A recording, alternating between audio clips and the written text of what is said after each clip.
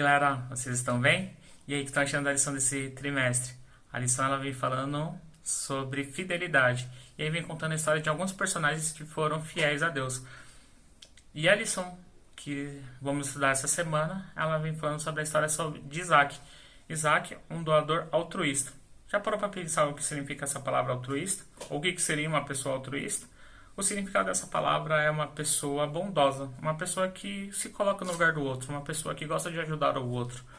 Você já conheceu alguém assim? É bom estar do lado ou por perto de uma pessoa assim, né?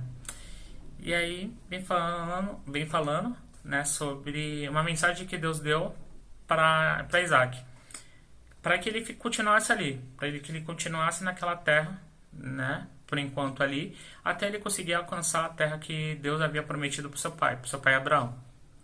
Então Isaac começou ali, né? Ficou ali e decidiu plantar, cultivar as coisas ali. E aquele tempo ali, aquele ano ali, ele tinha sido bem abençoado. Ele tinha conseguido cultivar 100 vezes mais do que ele havia conseguido anteriormente.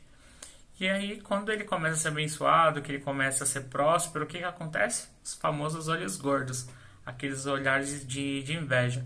E tinha um povo ali do lado que ficou com esse olhar, que era o povo dos filisteus. E os filisteus, eles tinham um rei chamado Abimeleque. E Abimeleque vendo aquela situação, vendo que o povo de Isaac ali estava sendo abençoado, que estava sendo próspero, que estava crescendo a riqueza de Isaac ali, falou assim, não vamos deixar não.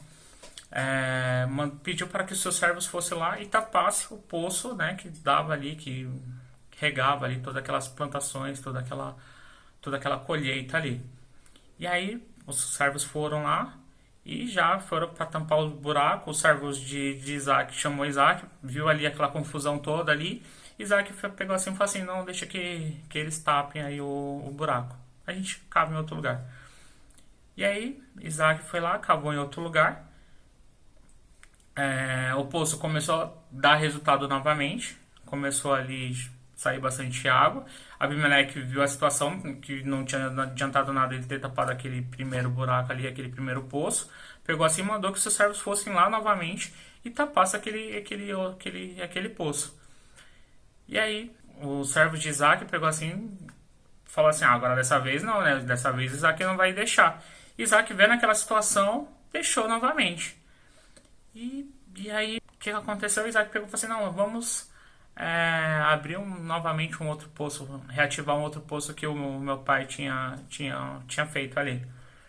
E aí, Isaac pegou, reativou o outro poço começou a também ser próspero também, começou a sair bastante água. Abimeleque viu aquela situação e mandou que tapasse novamente aquele outro poço.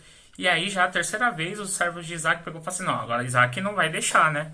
Isaac não vai permitir que tape novamente aquele buraco. E aí, Isaac tomou uma atitude inusitada. Deixou novamente que fosse tapado o buraco.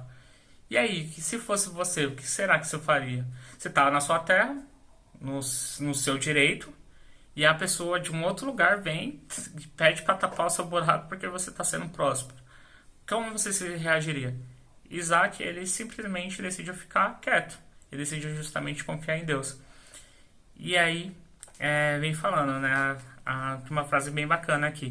De que maneira devemos tratar aqueles que cometem injustiça contra nós? Parafraseando Goethe.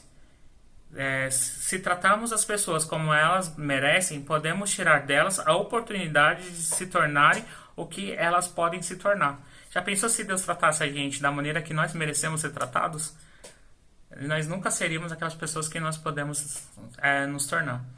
E aí, aquela atitude de Isaac permitiu que ele cavasse novamente um outro buraco pela quarta vez. E aí, Abimeleque viu, percebeu, né, que não adiantava ele ficar tapando o buraco, porque o Deus de Isaac estava abençoando ali Isaac. E aí ele decidiu justamente fazer um acordo com Isaac.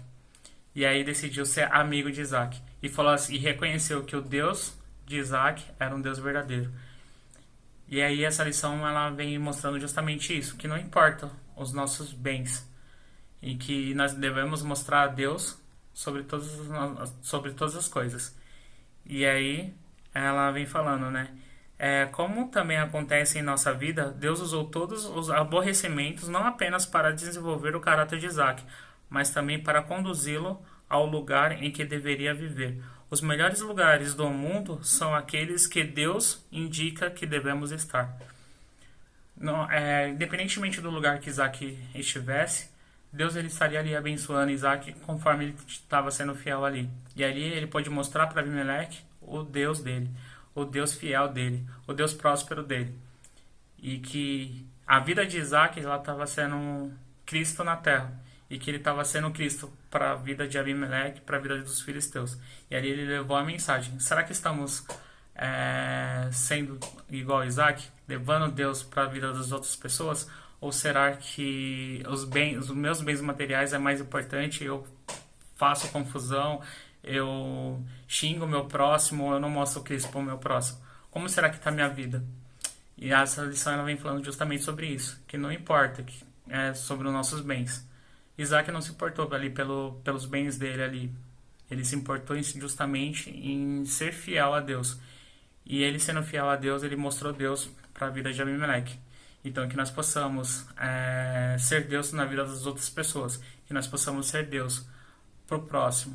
E que Deus, ele justamente, ele vai agir e vai abençoar conforme o seu propósito. E que nós devemos levar a mensagem dele não só pelas palavras, mas sim com a vida.